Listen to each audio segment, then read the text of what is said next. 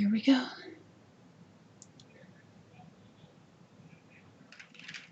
Should be streaming. It says he is. Yep. Are we good? We're good. Okay. Hello everyone, and welcome to Gilmore's Glorious Gossip, a show dedicated to the Critical Role. Should be streaming over on Geek and Sundry. Welcome to everyone joining us live, and don't worry if you can't stay, we will be posting this Monday. Many thanks to Akuma Mika over at Emma Frost 91 for our logo. This week features 6 more amazing pieces. Actually 7. I forgot to count myself. The current art is by Jet at Hoy Jet over on Twitter. Later you're going to be seeing pieces by Rye the Art Guy at Agent Pluto, Canadian Idiot at Sailor Hannibal, Jess by Jessie Eller Leaf, Karen McClure at Karen Aelacos. I will not attempt to pronounce that. Izzy Maddock at Isabel K. Silva, and Jonesy at Drunken Pilot over on Twitter. If you'd like to If you'd like to feature your art here, please let any of us know via our Twitter at Gilmore_gossip or our direct Twitters. Don't forget to like and subscribe so you can catch us each and every week. I am obviously not Akiva, I am Jess. You can find me at at Crit Roll Sketch over on Tumblr and at Jessie L.R. Leaf on Twitter. And joining me today is my lovely friend. Hi. Well done. Oh my god, I am shaking. You did well. That is a lot to say. Hi guys. Yeah. I'm Kat. You can also find me at Castiel Games on Twitter. And Comic Book Addict is correct. I have taken Akiva and placed him in my basement. He's kept me down in his for so long, and I've decided it's time to pay back. I'll release him when I feel it's ready to do so. After he's gotten much bribery. Much bribery may need to be had, but that's okay. Let us know if you hear any audio issues. I will attempt to fix that. This is my very first time running the stream. Yes, us girls have taken over. And the episode going up on Monday will have all of the details that I unfortunately can't add to the stream tonight because I do not have access to Akiva's direct account. So all of the links that we're going to be mentioning tonight will be going up Monday. All right, and let's dive on into our pre-show announcements. We have an update on the Exandria's guide Matthew Mercer is putting out.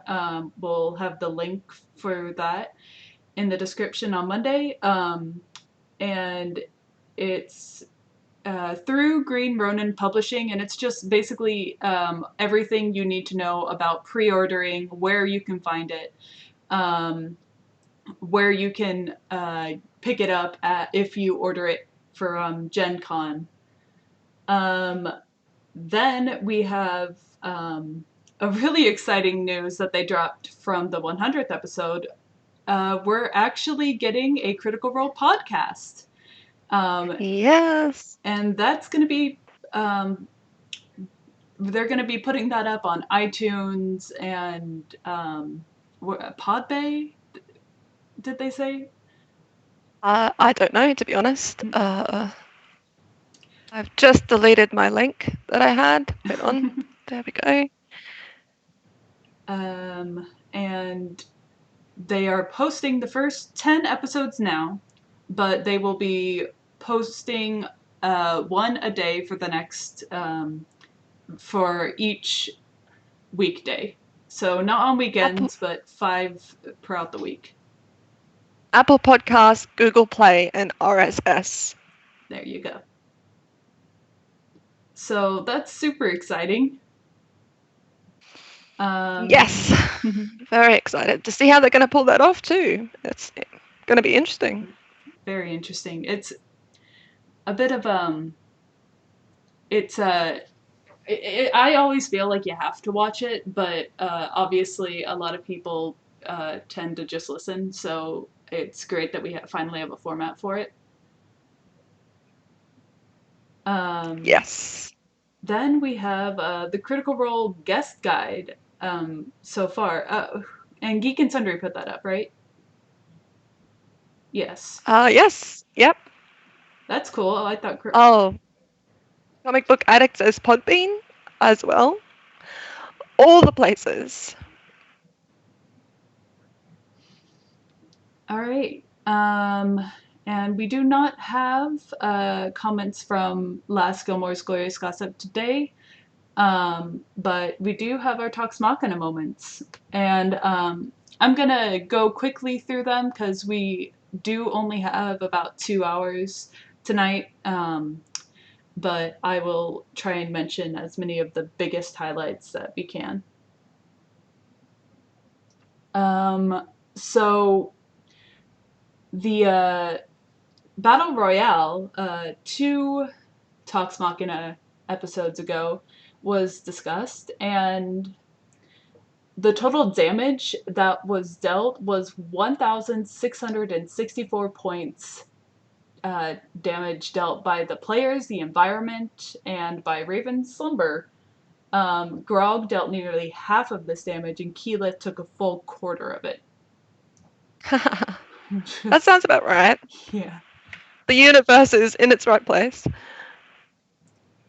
Um, when asked who he would have played in the Battle Royale, Matt said that he would have played Kima or Gilmore, which I would have loved to see Kima play. To be quite honest, she hasn't gotten any kind of moment to shine, and I'm waiting for her to break out her new paladin sword. Oh, Kima? Yeah. Yeah. Taliesin said that he really didn't want to bring out the pact, and as far as pact that he made with the devil, because as far as he is concerned, that is completely off the table for Percy. Well, that's understandable with where he is now with Vex. I wonder if he would have been the same before Vex. But I Probably. think that she's had a good um, influence on him. And thank God, because he was very self-destructive. Very. So, another really quick thing.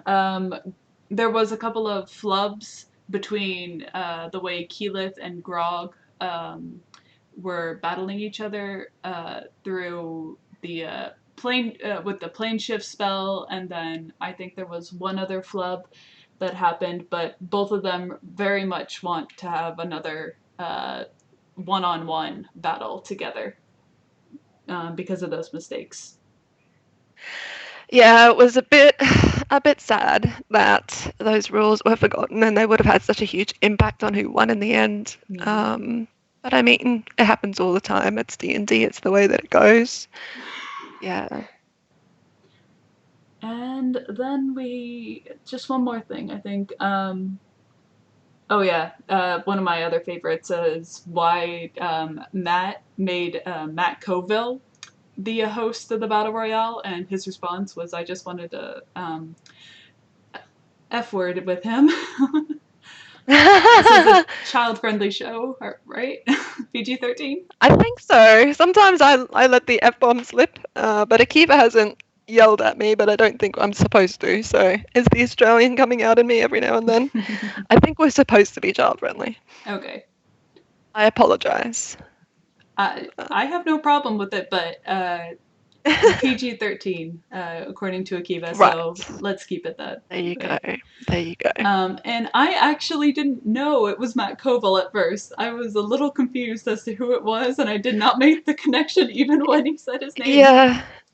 Yeah, I'm with you. I think I don't really follow Matt Koval. I know that there's a lot of people who have told me many times, "Oh, you have to start watching his videos. He's so good." I just don't have time. I'm already watching so many different things and involved in so many different things. But yeah, I didn't quite get it. It felt like a bit of an inside joke. But yeah, that makes sense, and that sounds like something Matt would do. Yeah. I actually watched him when I was doing a commission example piece the other night, and I went through all of his videos on his playlist. It was an experience, but he's very Oh, good to really? listen to. All I right. highly I recommend will his have to try. videos. All right, and let's move on to the next Talks Machina. So they have a new set now, which is really cool. It's much smaller than the first one, and I think they're just downsizing to save space. Yeah, perhaps. I think it's also good that they can kind of reach across almost and interact with Matt, so they're not so far away. There's always that disconnect when the DM is so far away from his or her players that they miss certain things. So I'm curious to see if this new set will allow Matt to pick up on a lot more that happens within the group. And I also like that it allows him to stand. A few people in Reddit have mentioned it as well. I think there was a whole topic about it actually, but a DM being able to stand is, I don't know what it is. It's there's like an energy that can be brought, especially within combat. When things get a bit complex and you have to move pieces around on a map and such, the fact that he was always stuck to a chair was a little. I can imagine that would have been frustrating. Definitely. Talks Machina also got a new set, which is what I was referring to previously, but we can Oh, totally talk sorry. about the I thought I thought we were talking about the new. spinal. Yep, I'm with it.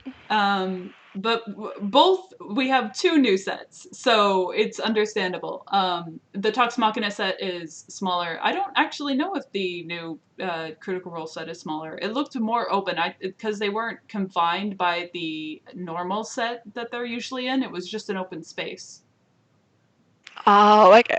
Yeah, they posted a lot of behind the scenes photos.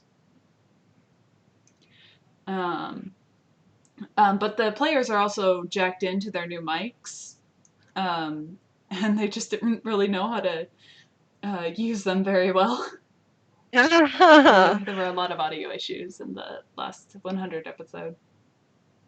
Yes. Um, so we have John Heater, who was coming back for the 100th, which I was very happy about. We had a discussion behind how Sam felt when everybody was reacting to Scanlan.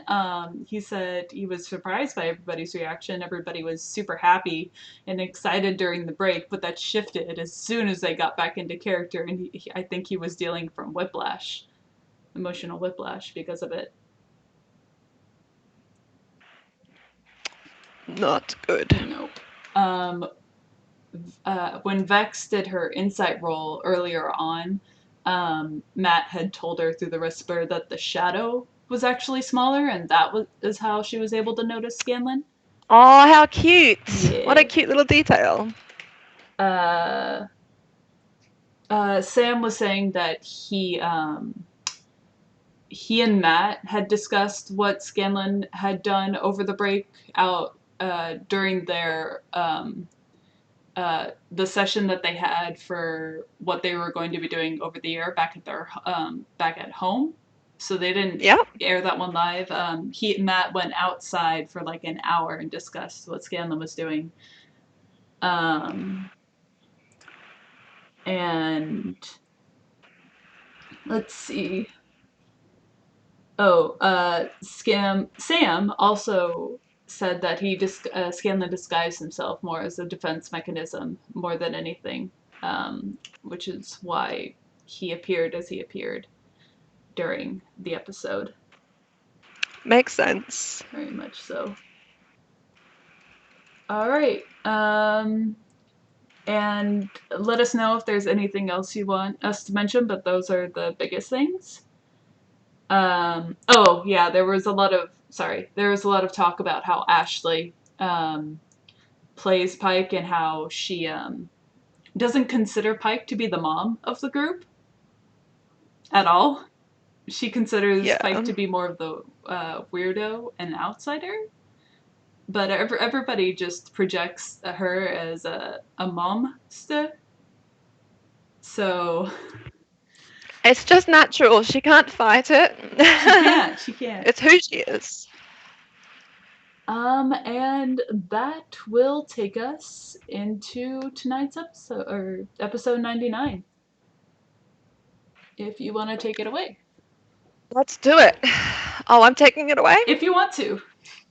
I'm taking it away. I can do All one. right. I can do 100 if you want Episode to do 99. 99. All right. So episode 99, we come into the Encakes around the mine, the collapsed mine. Well, it hasn't collapsed yet. And they decide that they have to throw great balls of fire That was so good. down into it to finish off the remaining bugs that infest it. Geeky makes the suggestion of throwing poison meat down there to kind of lump them all up, which Grog very happily assists with. He emptied out all of the meat from the back of holding. Yes, yeah, a more sloppy, gross meat. It was an interesting idea. I like how she thinks a little to the left on things. It's very different. It is. But while they're doing all of this and kind of discussing and arguing back and forth in typical Vox Machina way, Pike casts Earthquake, and then firestorms the rest as they all pop up from the now collapsed mine. I think it's cute that, like, whenever Pike comes along, she just reminds us that she's so much of a beast. I love it, and I'm so mad that she's leaving in a month, but I know, I think she is too, which we kind of saw a bit of that in episode 100, but yeah. we can touch on that when we get there. They decide to walk back to the Grumpy Lily, feeling like they've completed their task. When they get there, it's pretty much the same, a little bit quieter at this point in time, and Grog is sad that there is no Camilla. Yeah. I think Grog just cannot get a break. No, I mean, sometimes the way he treats women, I can kind of see why, but I want him to have like a consistent lady friend. I want Grog to be, happy. Yeah, I don't know how it would work with Grog being the way he is, but I don't know. I feel like I'd like to see something develop at some point. Bourgeois, so they sit down with him, and he brings out an older woman called Duella, and she apparently has the sight. And he asks her to confirm that the task has been complete, which she does for the most part. She tells him that it was collapsed, and my breath kind of held here because I was like, oh no, is he gonna still hold out on the bargain because the mine is now collapsed in? But he let that go. He obviously saw the merit in it simply being cleaned out, and maybe they could salvage it. Yeah, definitely. Is that like a mechanic in D&D? The site is that? There is a sorcerer, I believe, that you can choose, or is it wizard? I think it's a wizard that you can choose to be like a seer of some kind. But I mean, at the end of the day, like, a lot of people go through things that Matt does. It's like, oh, where's that spell in the book, and where's that build in the book? And one of the things that I really like to encourage people to do is, like, think beyond the books. Think beyond what's published. At the end of the day, a DM can incorporate and introduce basically whatever they want, as long as it makes sense, as long as it's structured, as long as it's not unfair to the players. So I think this whole site thing, Definitely. even if it is of Matt's creation, is totally in his right to do so, and I think it's cool. a cool concept. It's kind of like with Ghost of Strahd, you have the Vistani. One of the Vistani kind of does like a card reading and such. So she has the sight in a way as well. So be creative, do what you want with your games, but just keep it there. Terry persuades Koshad to give them a small piece of farmland as well. So he starts to renegotiate the deal, pushing it further and further. Yeah, I could not go along with that. I was basically Vex on the other side, like, don't push your luck, don't push it. Just Yes. let it be, Sam. Yes, yeah. I suppose he was definitely playing in character. But he didn't want his family to be left high and dry. But it got to a point where Kershaw reminded him that he has a reputation to keep. And I like this sentence. He said, "Perhaps your father will lift a finger and make some money of his own." Yeah. Which was pretty fair. Yeah. They returned back to T's house. Yeah. Terry's house, yeah. And Berthold arranges a pillow fort for everyone to sleep in, or haphazardly does so. It was a nice kind of touch, I guess, because Pike finally got to be in a pillow fort this time when she was excluded from the last one. Yeah, so true. And then, of course, Terry sneaks away, failing his stealth check on his way out.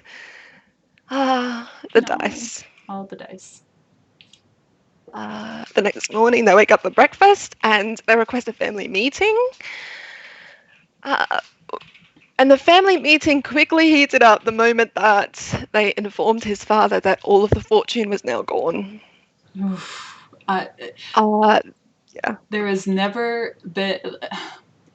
I will never want to get on Matt's bad side because that face of pure rage and loathing that he gave was insane. The acting was immaculate. It was just, I was leaning away from my computer, just going, no. I could feel the heat. Feel it. I could feel the heat of the anger. It was a really interesting, and I love how Matt engaged in it. And I feel like for the first time we really did see Terry's father. Like before, we didn't really see who he was, and in this moment, all of that facade and all of that outer skin was pulled away, and this was Terry's father. Yeah. I didn't like the face cam that Geek and Sundry were using. It was a little distracting. I felt like I could see Matt's amazing acting just with the face on cam. I don't need this weird angled close-up thing that they were doing. I was really yeah, I don't either. But there were people on Reddit that disagreed with me. JP More Games said, "I just wanted to say nice work on the close-ups, especially during the scene with Terry and his father. Seeing the small changes in Matt's face makes quite the difference." So each to their own. For me, I wasn't a fan, and they didn't bring it back for the 100th. Yeah. Whether that's just because it's a new set and they're trying to get used to the new camera setups and it's going to come back later on. I don't know. We'll see. Probably don't need it, guys. Ugh. Probably not. So Terry was basically saying that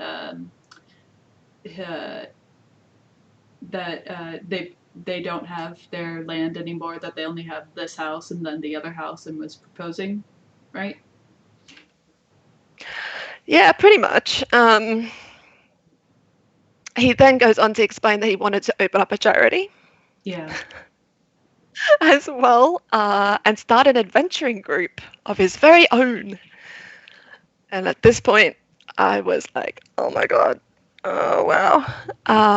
But I think I instantly made a connection that so many other people made, which was that this could be used in Matt's next campaign. Oh, definitely. No, or it can definitely be something established in the next campaign that we might see cameos of throughout. Like we might see adventuring parties from Tony and Darrington's adventuring group, and Matt can definitely use them as comic relief, Or he could even use it as a starting zone for the next group if he wanted to go a bit Acquisitions Inc. Definitely. Yeah, so it opens up some options there. So So, I oh, go yeah. ahead. Yeah. Sorry. I liked that Terry went through each member of Vox Machina and kind of Oh, explained. yeah, that's right. Yeah, he kind of explained what they meant to him. You know, Vax and Grog taught him how to be a man. Kiki taught him how to have a sister. Vex taught him what a best friend was like. And Percy was the type of man that he would love to marry one day. I was so happy. I was a little shocked because I didn't see that coming. And then I looked at him like, oh, that is so adorable. Like, that is really cute. And I'm so glad that during this journey, as short as it is, we've seen this massive growth in Terry. You know, we kind of really, really hated him at the beginning and I think that was Scanlan's intention, you know, of him being like the spoiled brat and everything Yeah. like that. Sam's For him to intention. come, yeah, 100%. For him to come to where he is now, and it doesn't even feel rushed. It doesn't even feel forced. We've kind of followed him on this journey, which has been so short, yet so character building and so character changing. Hands off to Scanlan. Like, To Sc- I've loved to Scanlan or Sam? Sam. Kalia's not here. I always get the players and the characters mixed up, and Kalia used to kick my butt something chronic every single time I did that. I miss you, Kalia. Miss you. Um, so yeah, hands off to Sam for his amazing effort and work there. And Definitely. this is a point I see someone in chat was saying at PJ Smith about his fate dice Yeah. that he won in the battle royale, and he used it to persuade his father to be okay with all of this shit. Yeah. Like, Matt was already having Howard throw like chairs across the room. His sister was getting a little bit upset. Yes. That just the tension was building, and it all came down to that dice roll. And I was like, "Ooh, what are you gonna do?" Meanwhile, I'm kind of imagining that his mum is just sitting there, like, eating porridge, not even paying attention as furniture is flying across in the background and people are screaming, and she's just sitting there eating her porridge, going, "What a nice day." Yeah, I wouldn't expect anything less. Oh, she was lovely. I love her. So the petty evil on Reddit says something very interesting. Well, basically, what I've just said before. That he found the usage of the die in this particular situation narratively powerful. And then he goes on to explain how, you know, we met Terry as a bumbling fool and a weak-willed individual, and then we kind of saw him grow over time. So it was a really lovely quote, the petty evil, if you want to go check his quote out on Reddit. But yeah, I think they've done a great job with his entire story. Yeah, I'm sad to see that Sam was basically wrapping him up, though. I mean, I'm glad he's back for the final arc, but at the same time, Sam has to play 3 characters now, so it's like Look, he did that to himself, all right? he I did. have no sympathy for him whatsoever. He was given an option and he didn't have to say, you know, yes, I'll come to Ankara with you. He could have been like, look, I would have loved to do one more hurrah with you guys, but I need to be with my family right now. And then he's just like, sure, I'll come to Ankara with you. I'm like, you do not know what you've just done. No, not at all. And like the players were totally messing with him the next day. Sorry for the noise in the Yep, background. that's all right. But it's just I almost feel that it's he was playing to Terry more than he was playing to be the convenience of having that character there. Um, so he kept Terry around because that's what Terry might have wanted to do. Yeah. Maybe. Yeah, I think so. I think he didn't think twice about it because he's just so committed to the character, and he was like, actually, this is how Terry would answer. And so he just answered without much thought. And then he's like, they'll have to play both. Yep. And his attempt in the 100th episode to try to get Terry out of the situation. Welcome to any DM's world when they're trying to like cut NPCs out of a group and the group just won't let them go. I know. It can be frustrating sometimes. It's like, okay. But he's doing ridiculously well, and it's brought up some amazing conversations between the two characters, which has been great. Definitely. So Terry informs, yeah. Oh, go ahead. I'm done. Okay. Terry asks his mother if she would be interested in running the adventurers group. What was the name of that group, by the way? I don't remember. I think he was like throwing some names around. I don't think he had actually decided. Terry's adventuring group or Darrington's Daring Cavaliers? Do it or something. I don't know. There are tons of possible puns that I'm sure you could throw out there. At first she said no, and then you saw that kind of shift in her face. Again, amazing acting by Matt Mercer. And then she asked, as an organizer, perhaps? And it was so adorable. Wanted to just hug her. Just the fun thing from Terry, and you just know that came from, John gives us the name, the Darrington Brigade is what it's called. There you go. Yeah. But you can totally tell that fun came from her. Definitely not Howard or anybody else. Yes. So true. And Howard was like rightly pissed right after Terry threw down the fate dice and convinced him. Like, that was a little bit hard to watch. It was a bit. Yeah. But that's okay. I think this would be a great shift and a change for them. I foresee someone like that as a person probably just becoming more and more angry and more cold as the years go on. I don't see a lot of hope for Terry's father. Probably not. At this stage, but I see a lot of hope for perhaps his sister, but definitely his mother. And that makes me very happy. Yeah, she's gonna flourish, and because I mean, she doesn't do much anyways right now, and it's just the kind of life where she can keep busy and just be happier. Yes, yeah, so true.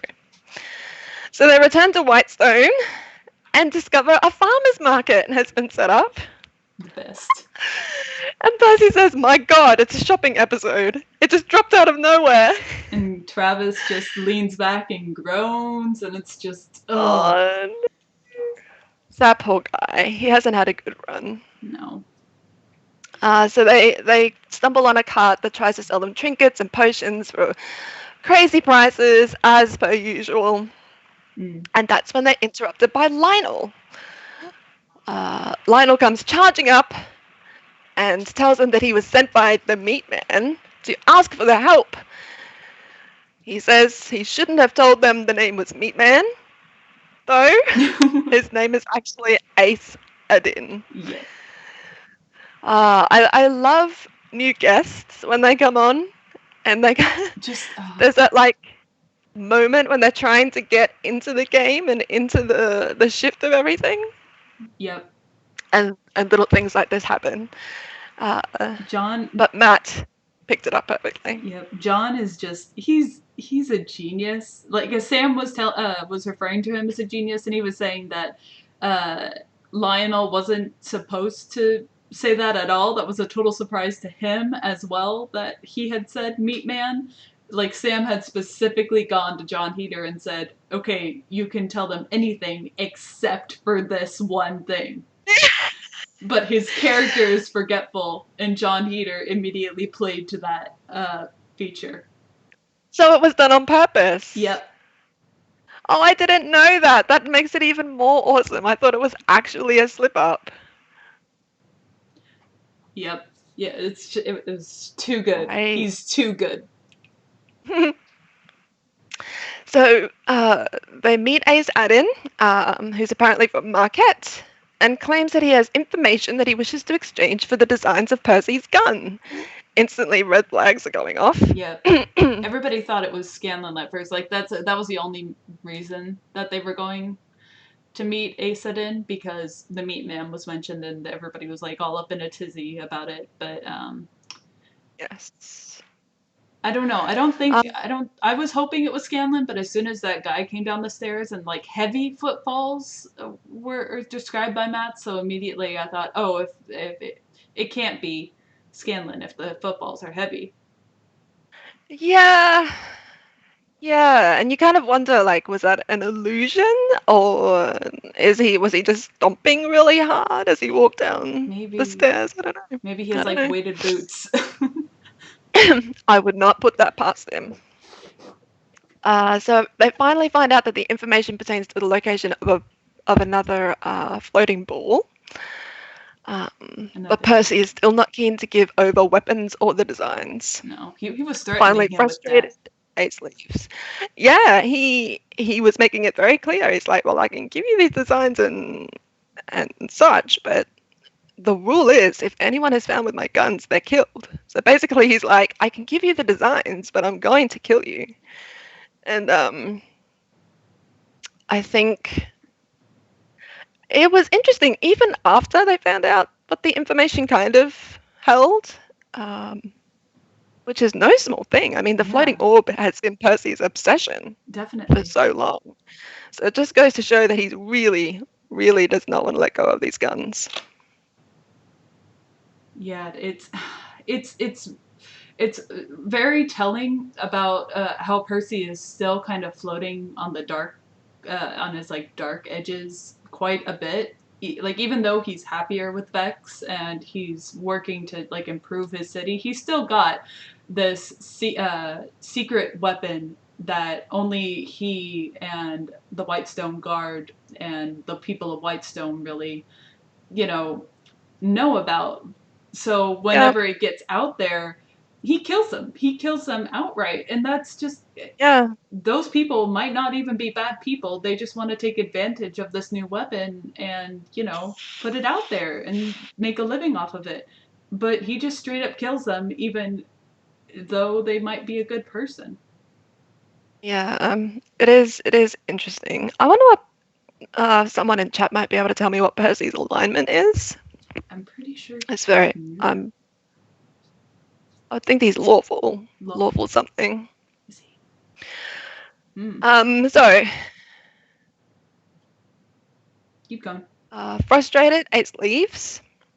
But Vax has rolled a very high perception check and discovers the small shadow, as you said, and runs out to give him a hug because she's worked out it's actually Scanlan in Yeah. disguise. Keyleth had rolled And a then, nat 20 on insight as yes, well. yeah, so she also probably knew Mm-hmm. or maybe noticed a few things, but hadn't maybe put it together or decided not to follow. Yeah. But Scanlan reminds us just who Scanlan is and decides to cast Modify Memory on her right off the bat. Okay, this this part got me so mad at Scanlan. I was Oh, enraged.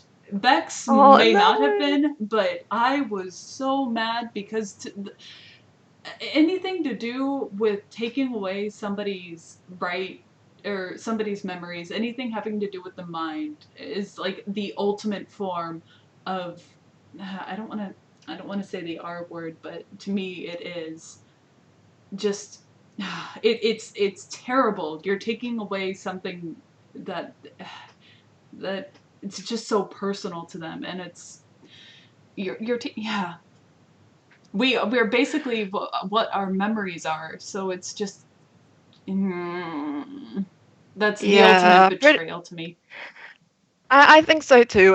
It's and when we start doing stuff like that, I mean, Akiva mentioned feeble minds was kind of like getting like raped in a way. Yeah, And I kind of also throw modify memory into that. I mean, you're going into somebody's own life, pretty much. I mean, that's all our life is our memories, and taking portions of it away. I mean, this is Scanlan. He's obviously grown and changed in some ways, but I suppose he's always going to be Scanlan. That's true. I Um, mean, he was. I feel like yeah, he was better before this, and once he got the modify memory, and he started to go downhill towards the end, it just got really bad, and I don't know. yeah, yeah. So in the end, though, he does roll 2 1s because the dice know, Yeah, and they tackle to the ground. I know he rolls a 1 and Vex rolls a 1. yeah, That's yeah, right. And so they fall to the ground and make a lot of noise, alerting the rest of Vox Machina to come out and take a look and realize that it's Scanlan. And I love Lionel's reaction. I mean, we're also focused on Vox Machina and what they're thinking and how they're reacting. yeah. But I mean, Lionel's been living with this guy for a year and following all of his commands and all of his orders.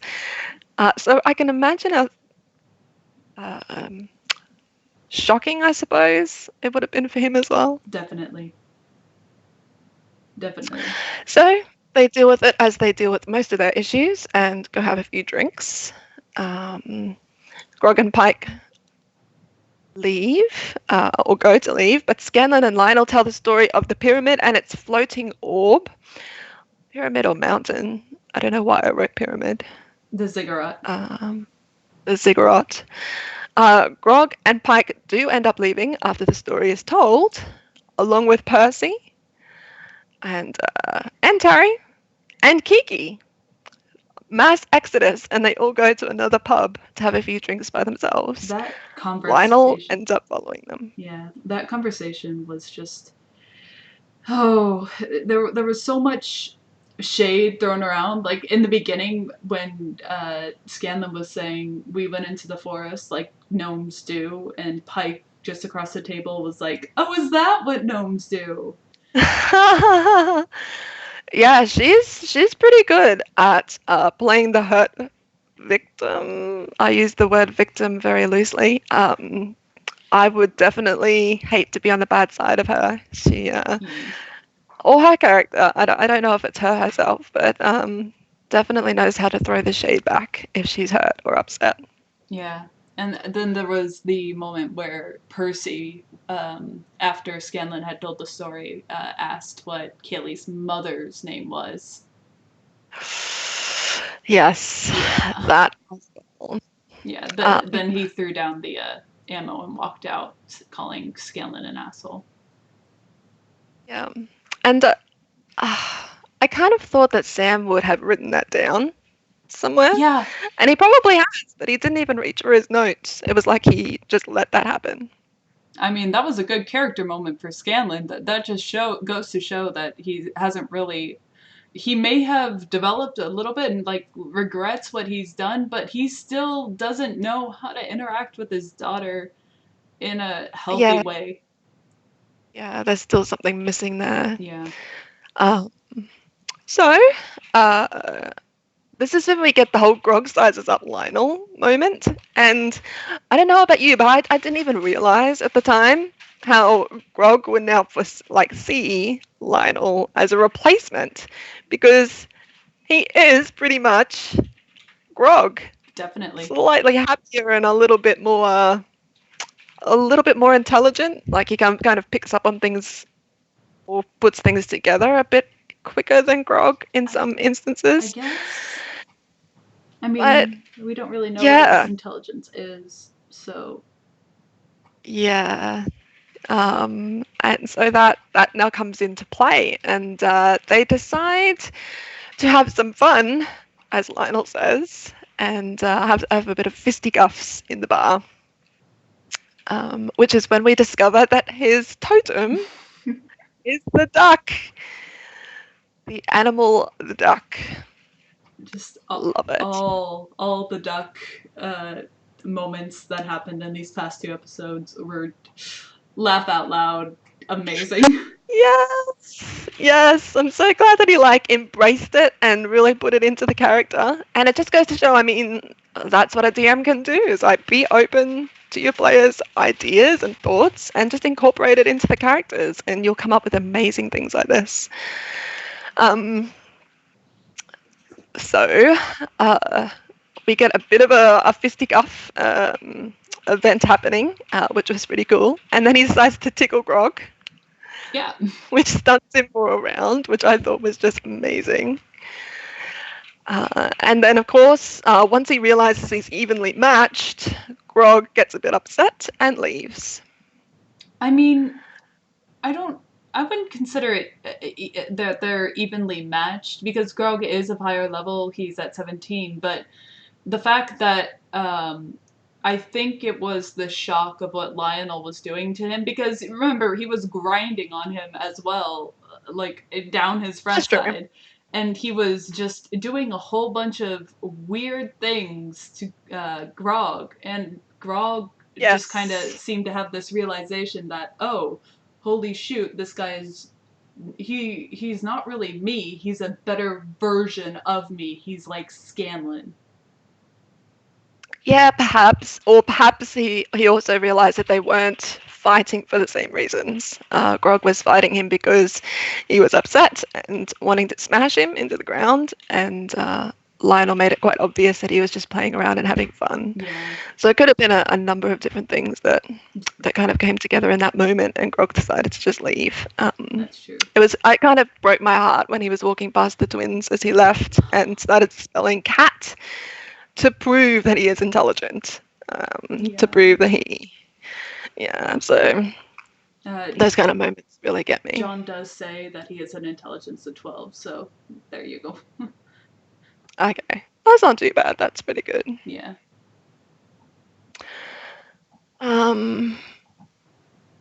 So we get Lionel's duck story as he sits back down and tells his story of the duck, which was awesome. And like Moses in a river full with ducks. Yeah. And then we shift to the twins who are drinking from a flask while sitting under the Sundry. And this conversation is interesting. We get onto the topic of secrets, and Vex kind of hints that she has a secret because she's saying, is it okay? I suppose it's okay if you have a secret if it's for the right reasons, etc., so forth. So there's a couple of theories, like what is this secret? Tumblr is all up in a tizzy about it, and I have my I'm already set on what it is based on what Taliesin and Laura have been exchanging back and forth, and what actually Matt has been letting on as well. There's a couple instances where he slips up and gives us a quick sneak peek about what actually could be going on. Yeah, so the most popular theory is that Percy and Vex did get married. Yeah. And the supporting evidence of that is that they were passing notes between each other when they were like relating what they'd done in the year that had passed. And Percy kind of shook his head at her as if to say, no, we're not going to discuss that now.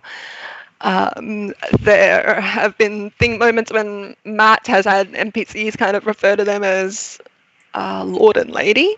Yep. Indicating that there might be kind of a union there as well. There are other theories as well, like she's pregnant, like random crazy theories like that as well. I don't think the pregnancy one per se is correct. Neither but do I. That's highly unlikely. Yeah. Yes. Matt also did slip up when he was saying it's nice to see that the Derolos are so lively. There you go. Yeah. So we will have to see. I'm sure it will come out at some point, probably in a very heightened emotional moment. That's usually when they choose to let these bombs go. Yep. So Kiki then tries to teach Lionel Boulder's parchment cheers, which then also ends up into some sort of weird fisticuff background exchange. Yep. When the twins arrive back at the pub, and Percy defers to Vex for emotional stability. Yeah. Again, proving that Vex has been a very important change in his life. Lionel takes his chocolate milk that he ordered and then leaves, stealing a bullet from Percy on the way out. I think it was a He couple. returns. Ah, I think. he returns to Scanlan and gives the bullets, perhaps, Yep. back to him, and takes a moment to commune with the ducks to find out what's happening. Uh, the ducks waddle in and tell him, "Don't leave the house without an umbrella. Yep. There is another pyramid under the city, and Vox Machina did not look happy when they left." Very important information. Very, very. I feel like these ducks are highly intelligent, and we have not appreciated them enough. Nope. I mean, they fly under the radar, as they say. Oh my god. Guys, I made a Yes. pun and I didn't mean to. Yeah. Someone has to. It's not going to come from me. It's the only one that's All gonna right. happen this evening. I guarantee it. Yeah, sorry, guys. So upon the urging of the twins, Scanlan goes to see Grog, because Grog and Pike are very upset. Dimension doors into his room and Grog doesn't allow him in, so Grog simply gets up and leaves. Yeah. Again, Scanlan kind of pushing the boundaries of what is correct to do, what's not correct to do, but obviously Grog wasn't in a good place to actually have any conversation at that I point. mean, like, So he goes, yeah. despite his age, really, Scanlan does show signs of naivete a lot of the time. Yeah. Just going back to that wedding, that marriage theory, Yeah. John says, "I just can't see them getting married without Vax and Keyleth there personally." Yeah, I was actually thinking about that too because it'd be super weird if they didn't tell them that they were getting married.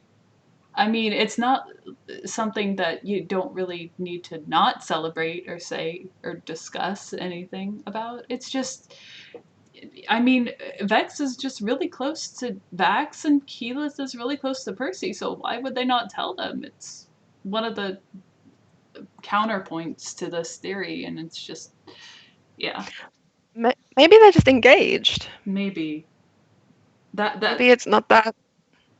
that would make more Then why would sense. that be such a big secret? I don't know. Yeah, and then like I don't, the people of Whitestone obviously know because if they're getting engaged, then they would know to refer to them as like the DeRollos now or something. yeah, I Maybe don't know if that was a slip up by Matt or simply he was just talking to Percy. I, I don't it'll be know. interesting. We'll I see. don't know either. Maybe it's It's something scary. completely different, and everybody just Taliesin and Laura have just done a great job at just keeping it a secret, Yeah, but still. yeah, maybe. All right. So, he says, "I have this headcanon that Vax has dreamed of doing Vex's hair for her wedding for a decade." Aww, Yo. that is adorable. I love it. I love your headcanon. So we've communed with the ducks, and upon the urging of the twins, Scanlan has gone to apologize to now Pike, who slaps him across the face after opening up the door and said a number of things to him, but one of the things that kind of broke me was she said, "You were kept alive." One of the things that you said upon leaving, "You were kept alive by some weird effing magic. That's what I do." I wish we could have known each other now instead of back then, said Scanlan. Oh god. I That just exchange was difficult. There was a lot of things that Scanlan said that you're kind of sitting there going, "No, like don't say it like that," or just say you're sorry, or just there were a lot of things that he didn't need to apologize for. Like, for example, he apologizes for leaving. That's not why everybody was mad. The reason everybody was mad was because of the way you were trying to burn bridges and the way you left. It's not the actual act and it's not the reason behind the act. It's the way you did it that you need to apologize for. yeah, yeah, Yeah, there was a number of things Mm-hmm. that he kind of said and then he didn't say that made it very clear that he probably wasn't in the right position to be apologizing at that very moment. Yeah. Uh, he needed to get his head a bit more straight. Yeah, Philly said Pike slapped Scanlan. Yeah. Yes, she certainly did. So, um, some people on Reddit were getting a bit up in arms about it though because Pike was so angry and so frustrated with it. People are saying that as a cleric, she should be all about forgiveness and that she should have just straight out forgiven him, But Pike's not which like I, that. I couldn't. Yeah, I couldn't believe. I'm like, guys, just because you're a blacksmith doesn't mean that you're a particular type of personality. Exactly. Just what you do doesn't determine all of that. Being a cleric, I can understand, is all about forgiveness and acceptance and things like that. And I'm sure she works very hard to incorporate that in her life. I mean, she proves that every single game. But at the end of the day, if you're hurt and you're hurt really bad by someone who's close to you, you're going to be pissed off. And I think she has every right for that. Definitely. Yeah. So they awake next morning, walk to the Sundry, and there is Scanlan waiting for them. Yep. They travel to Marquette before, just after Pike gives Scanlan a bag of cookies called Shorties from their bakery. And Percy says, they're disappointing, just like you. There's And awkward silence. on this awkward silence, Lionel suddenly bursts out, cookies! And grabs a The handful. best. The best. Can we keep him? I want to keep him. I do too, and I'm really wanting them to announce that he's going to be coming back for the next game because I mean they're still Wouldn't all that be together. Yeah, that would be awesome. Yeah. Comic Book Addict says my cleric is an asshole. Tell me about it, comic book. I have had many a cleric who has been bloodthirsty and a douche. So I don't think it definitely determines their personality. Saren Ray is a goddess of redemption. This is why Pike knew what she'd tell her to do. Yes. Yeah. So that was John who said that. So Pike did not want to talk to Saren Ray about the situation because she knew what Saren Ray would tell her to do. And I don't think Pike was in a place to do that yet. And that's okay. Yep. All right. I'll take it from here. Okay. So they arrive in Ank'Harel via uh, travel via plants, and Keyleth decides to do an inspiring speech. And as she's talking, it just sort of develops into awkward group hug, which Vex and Scanlan don't really want to participate in, but Percy pulls Vex in, and then it's everybody just sort of having a group hug in the middle of the streets of Ank'Harel while everybody else is just kind of watching, and Scanlan's off to the side, standing there really awkwardly, not a part of Body this at all. contact is important, Joe. Yeah. It's important. So everybody gets 17 hit points, which is pretty good. I don't know if they kept that though, because they Uh, did take a long rest. I would have to look it up. Yep. Um, Yes. so Scanlan puts back on his disguise because he's known here in Ank'Harel, and he leads them to his tobacco shop, which is relatively small. And they meet a 20-something in the front um, who was basically saying that, oh, you've only been away for like a couple hours. Um, just nothing's really happened since you left, which is Yeah, sort of that. leading us into the Kaylee being the meat man as well. Oh, yes. Yeah. Um, so Doran opens the door for them, and Huh. And get it? Because his name is Doran, oh my gosh, and he opened a door. that's that's Doran great. opened. Yep. Yeah. All right, this is why I don't do puns. Mm, All right, it's keep okay. going. um, Oh, that's right. Grog was trying to make him Doran shake hands with the meat man and almost succeeded, but Scanlan's smarter than that and just you know, goes on ahead and walks off. Oh, I don't think we talked a little bit about the 100th episode set, correct? Yes, we did. Um, Uh, oh, they also am have I like failing? art prints as well and aprons. Yes, I have got to get onto that. That piece of art looks amazing, and the signed copies are only for a couple of weeks. So if you want to get a signed copy, make sure you get on that quick. Yeah. The commercials though, those were top notch. They were. I've got a couple of screenshots of Sam. Um, just his face as Terry. That was Adorable. adorable. So yeah, we get Grog trying to basically he's talking now, but he's only doing it to antagonize Scanlan. Um, and Scanlan just walks right by, and they go down into a larger area beneath the shop. It's got a whole bunch of rooms in it. It's got some storage space, and then in the very back, there's a room with 3 tables and a throne, which is so very Scanlan. But I was honestly hoping there wasn't going to be one, but I knew it was coming. It is Scanlan. Yeah. Um, Oh, and Scanlan mentions as soon as he comes in and apologizes to Kaylee, he says, "Sorry, I didn't know you were throning," which is just Yes. it's. So Kaylee has been is discussing something with another person, but as soon as 2 people come in, she's like, "No, no, I know who this guy is. Like, even though he looks the same as me, we're just get out of the room and we're gonna talk for a second."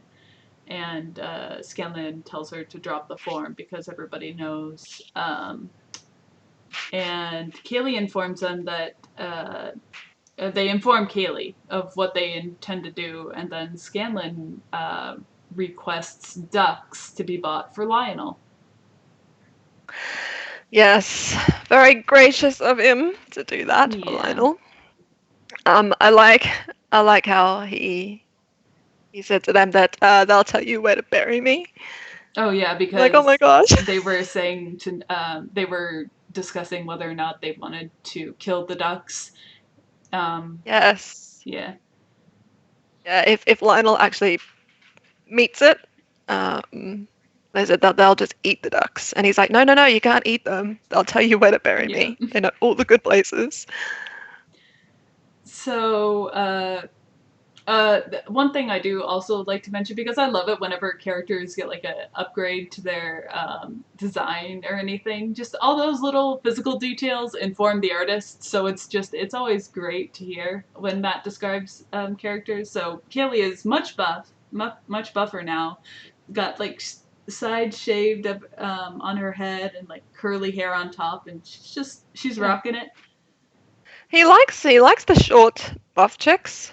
He seems to have a theme going Yeah, I with mean, these short, um, well-muscled ladies that kind of kick ass and take names. And I mean, it's cool. I like it. I'm all about it, man. I'm all about it. There's a reason Kima's my favorite NPC. Yes. So we get. What was I saying? Oh yes, we get Kaylee. Basically, they're asking about potions and trying to figure out any kind of healing that they're going to need, extra healing. Which Scanlan was saying, I mean, I don't keep any around. If I can heal myself, then I'm totally fine. And everybody's just like, well, yeah, we didn't have that. So, we need healing. We need magic potions. Yes, Um, in case he leaves again. So mean. yeah. Um, so Kaylee gives them her necklace, which is fought over by the twins. Who that was an amazing piece of role playing where both of them just snatched it out of the air Oh, at the such same a brother time. sister thing. Yeah. Absolutely awesome. And it turns out to be a necklace that allows alcohol to turn into healing magic. So they give it to I him. love this. Yep. Yeah, I love it because with Kaylee, she was always drinking, she was always drunk, and it kind of now makes a little bit more sense that she's like that, and yeah. Definitely. I haven't been reading the chat. Sorry. And so Grog gets that, and Lionel is pretty sad that there is no chocolate milk version. A whole bunch of callbacks from the previous episode, and then Terry has a couple more potions from his patches on his cloak of many things. Is what right? Yes. Okay. Yep. So, oh, more Lionel scenes when they walk outside and Lionel is all about. I mean, the tree striding was really cool, so can we do it again? And they're just like, yeah, yeah, yeah, you can even do it. Just go up to a tree and start talking to it. And he uses Sam as his tree, so he's stroking Sam's face for quite Yep. a long time, and then somebody suggests that he licks the Wet tree. it. Yeah, wet it a Yeah, little he bit. just needs a bit of moisture, so his answer to that was spitting in his hand and wiping the spittle on him. I Mm-hmm. mean, they're good friends when you start sharing a bit of saliva. Yep. Um, Sorry about the noise. Hold on. it's okay. So it's definitely the initiation ritual for all friendship. You've Definitely. heard it here first. If you want to be friends with someone, stroke them with a bit of spit, and you will know. Yep. I do that with all my friends. I don't know about you guys. So then we get the party deciding that yeah, it's easier for them to. I am so sorry, gardeners. Let me know if that becomes too much and it's just too loud. Yeah, no, that's fine. Okay. So we get Lionel, everybody turning into mist for. Is it wind? It's Windwalk, right? Windwalk, Yeah. yes. So they windwalk to the location, and it's night at this point. And Lionel is rolling some solid survival checks. The duck migration senses are definitely kicking in, and they're able to find it without too much trouble. Um, and then Lionel, oh gosh, um, sorry about this, guys. I might have to go see what's going on in a second, but All right. uh, Lionel rolls. Oh, that's sorry about that. The entrances that they find have been caved in. They don't seem, but it doesn't seem natural. So while everybody is discussing what to do about this at the entrance that has been caved in, Vex finds some footprints and just gets fed up and sneaks away, being the multi-classed rogue that she is. Yes. While this is happening, while Vex sneaks away, Lionel calls upon the ducks once again, which is just kind of astounding that another one would show up in the middle of a desert, and then Matt also mentions at the end that it's probably going to go die somewhere because there's nothing else around. Yes. That was a bit of an additional data that we didn't really need to know. Yep. um, but yeah, that's fair enough that that would definitely be the case. Yep. So the duck So the yeah. yeah. The duck informs him that there are also two other entrances, one further into this sort of ring of mountains, and then another one that is at the top of one of these mountains. And they're not very high. They're more like hills rather than mountains, somewhere in between there. Um, it informs him that there are people that caused the cave in, and the cave in goes in for another 20 feet or so. Keyleth does a commune with nature and senses that there are, in fact, two other entrances, senses a cyst deep down in the caverns. And there is a sense of a mass of humanoids in that area. Yes. Comic book addict says rip duck. No, yeah. I kind of just want like I don't know, like a spin-off or something of like one day we just go back to the duck. Like maybe at the end of the campaign, Just a Matt can just take us back to the duck and maybe we can see him like thriving in an oasis in the middle of the desert or something like that. And as we pan away from Vox Machina's corpses, we see a duck in a desert A that was duck. once communed with by the lovely Lionel. Yes. And he's doing well. Yep. He's got a family of his own. Yep. There's little mini ducks now just following him around. He's totally okay and thriving. Oh. Um, so we cut back to Vex, and she has found the other entrance after following these tracks, and she doesn't roll really well, but runs her hand along the wall because at this point it's pretty much a given that if you don't see much, run your hands along stone walls and look for an entrance that might be covered up by magic. So she Yeah. finds an illusionary ball and decides to stick her head in. And then, takes 61 points of necrotic damage because of a trap. It just goes to show that like, after all of these years of adventuring and doing dungeons and doing everything, you don't stick your head through illusionary random walls. I'm just putting that out there as a general rule of thumb. Yep. Not a good idea. But I suppose at that end of the day, something had to happen. Something had to start happening. Yep. So yeah. And I mean, those traps were definitely a good way to like bring the party down, especially with the level that we kind of found at about all those other characters towards the end. Yes. They didn't really seem to be too much of a threat. I could see Vox Machina taking all of them out with just even Lady Briarwood within a couple of sorry spoilers within a couple of rounds more. Yes. But Matt didn't want to play it like that, which is completely fine. Yes, we've got to keep it going. Yeah, man. Got to keep that campaign going. So she comes out of that breathing real heavy. She's just like, yeah, guys, don't stick your head through the thing.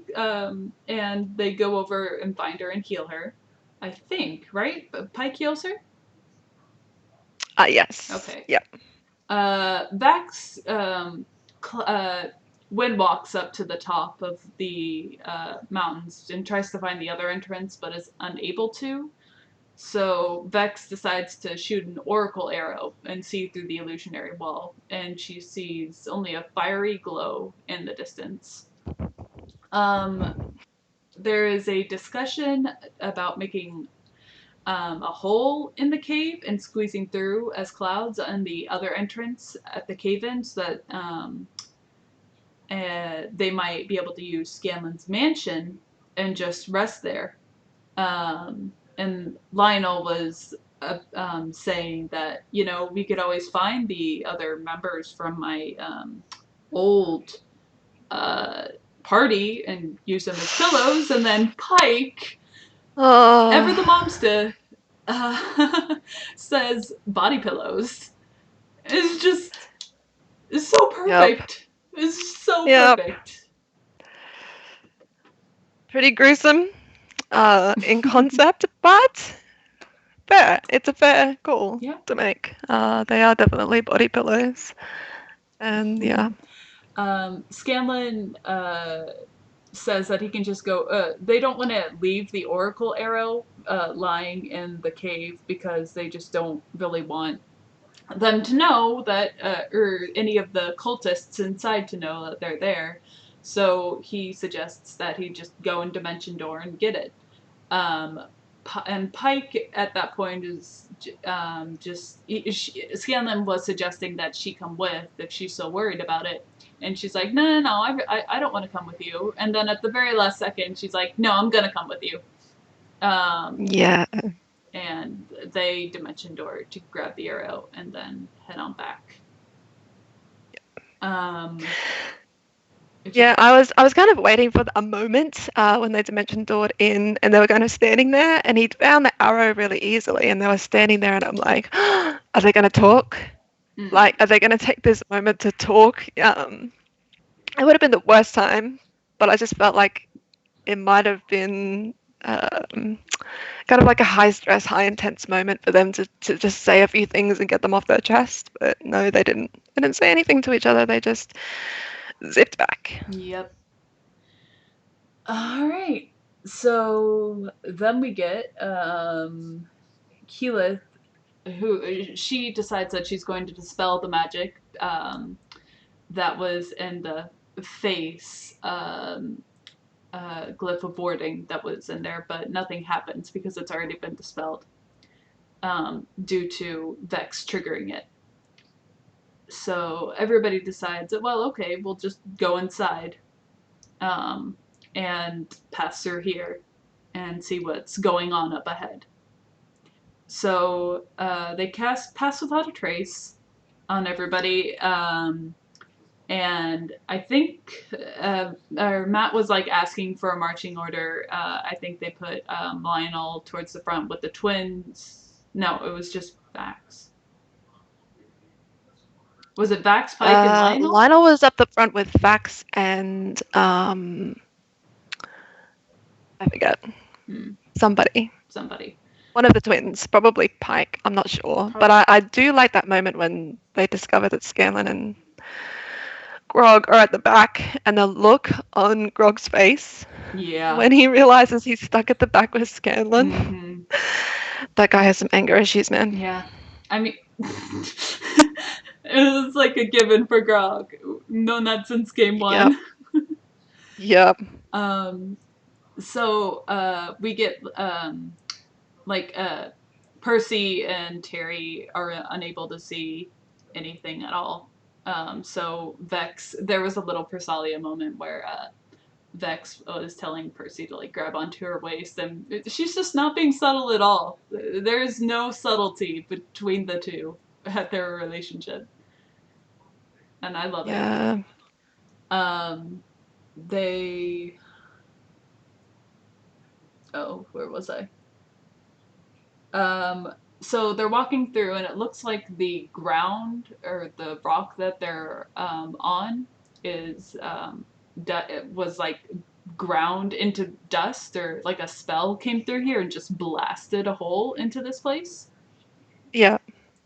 Um, Yeah, and it just goes to show that Matt like drops so many different tricks and twists on his party that Kiki just kind of uh, she just was fascinated by this dust. She was expecting it to mean something, indicate something. It had to have something attached to it, and Matt's like, it's just dust. Like yep, it's just rock dust. But I mean, if you're gonna scare your players that much, man, expect them to just hold on to all of these things. definitely.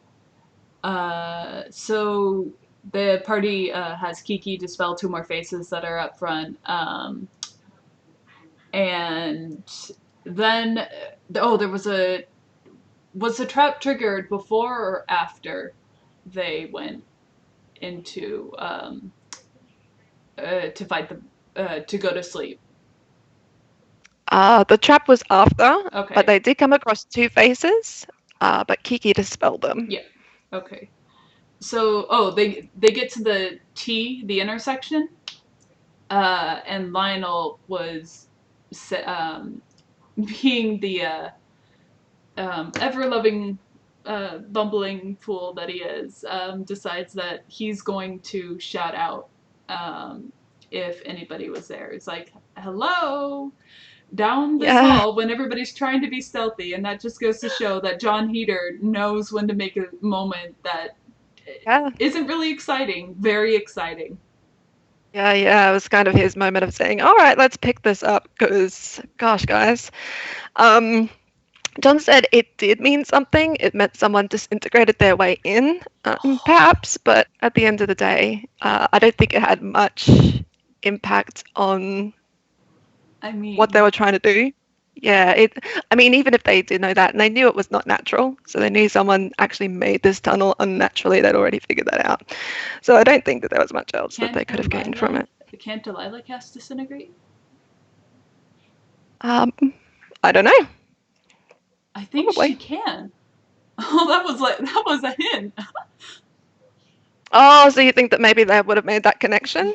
They That's a pretty probably broad wouldn't. connection to Yeah, it make. I mean, anyone is. can cast disintegrate. That's true. But Uh, who else do they know of that can cast disintegrate that is directly related to Vecna?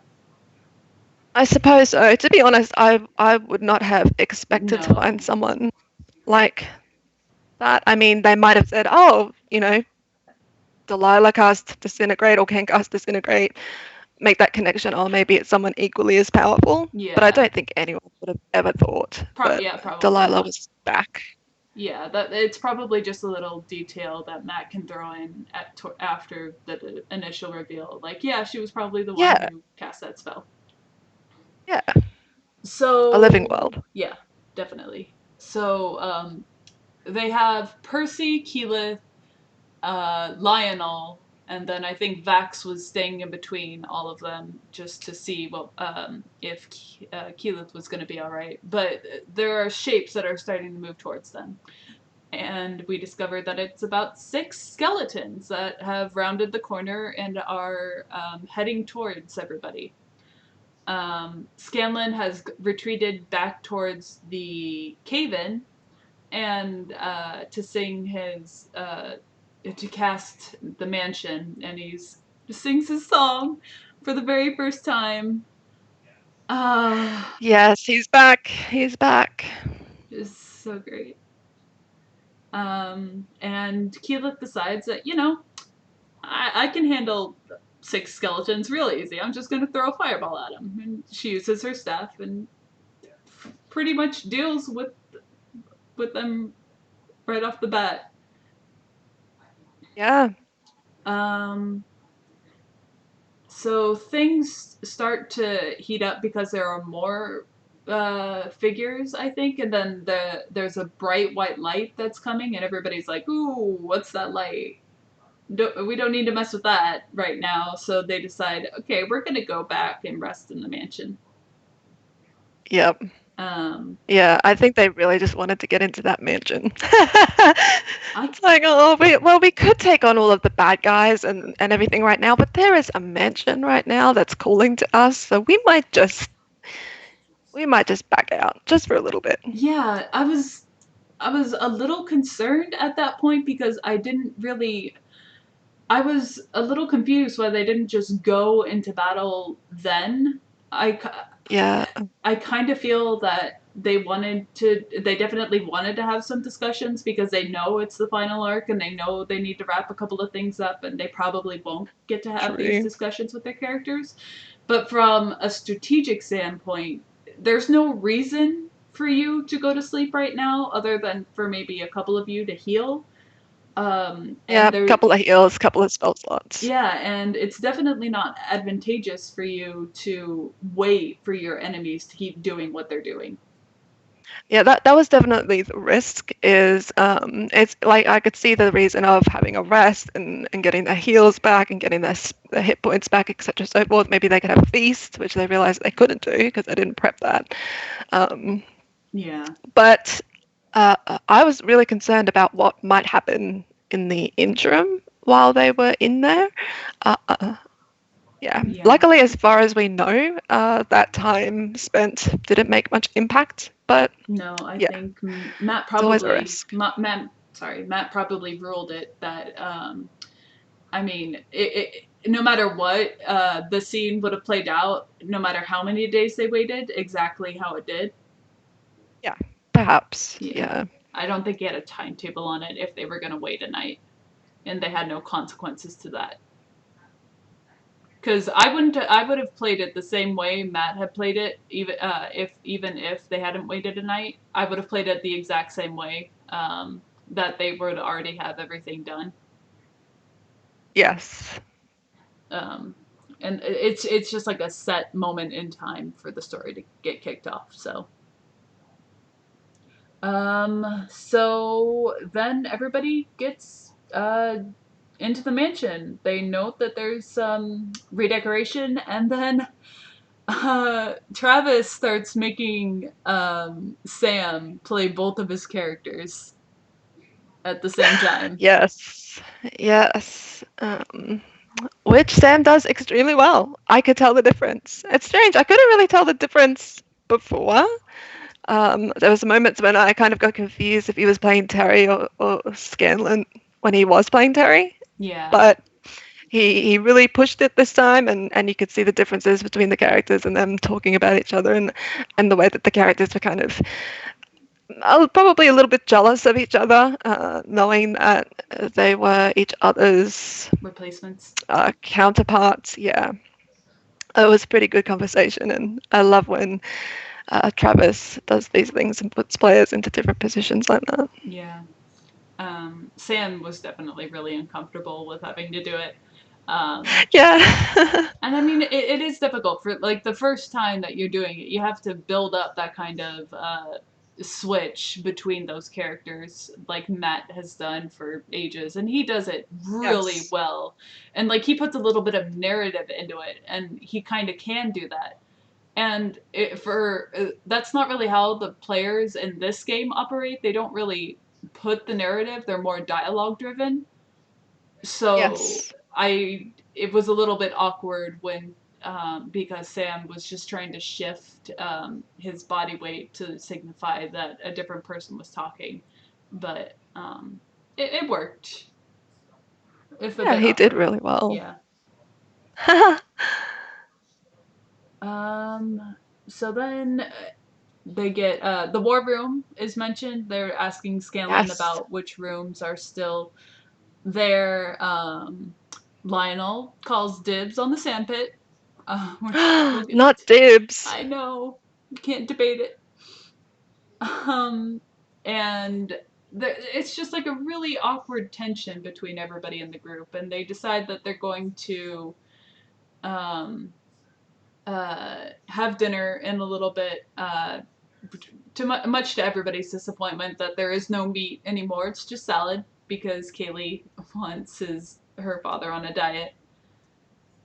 I know a vegan diet. I would not have put Kaylee down as someone to be on a vegan diet. I have friends who are vegan. I follow a pescatarian diet, so I don't eat meat either. Mm, And it can be challenging sometimes, you know. I did not put her down as the kind of person to be like that, but she is apparently, and that was hilarious. I love that yeah, change, and it's interesting. You can see like when they're saying, "Well, you know, Scanlan, you run this house, you can choose what is actually served here," and he's like, "Yeah, but if I change it, she'll know." yeah, And there's like I don't want to say a fear in his eyes, but I'm really concerned. I feel like whatever kind of relationship has built between him and Kaylee, whatever good he feels has happened from it, which is fantastic. I feel like this is a very unhealthy relationship yeah. still. I don't see them having a long-lasting relationship. I see Kaylee No. kind of going off on her own, either in Oncarel or somewhere else, and building up her own empire, and just Scanlan maybe visiting every once in a while. I think this is just their attempt to just get to know each other because they have never done so before, and then finding out Yes. that it's just not going to work because they're two totally different people. Yes. Yeah. Which is sad, but Yeah. yeah. I think Scanlan's gonna either I mean it's the final arc, so we don't know who will perish, but let's assume that everybody survives, and he probably is going to figure out that his true family is with Vox Machina, um, Yes. and probably won't stick around with Kaylee too much longer. So we get Scanlan and Vax right after the break playing cards, to which Vax has no idea how to play. And I really loved this scene.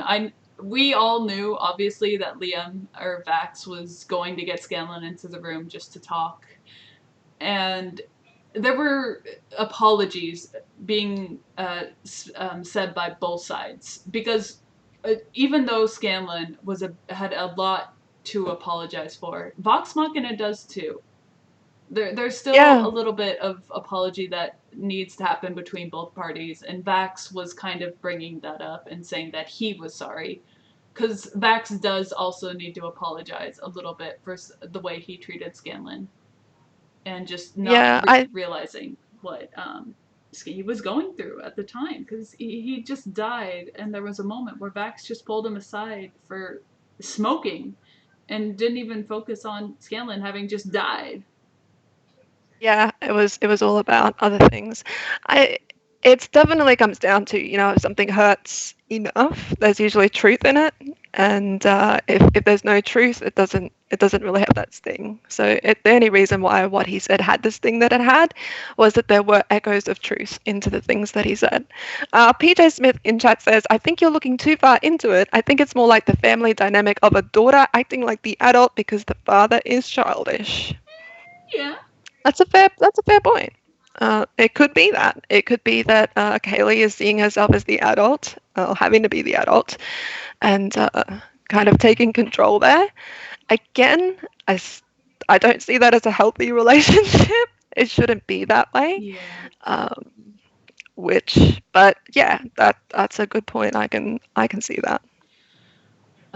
So after that, they have the vegan dinner, much to everybody's disappointment, and Vex and Pike go and have a chat. And it's basically Vex telling Pike that she needs, that she's suggesting that Pike should go and try and uh, settle things with Scanlan.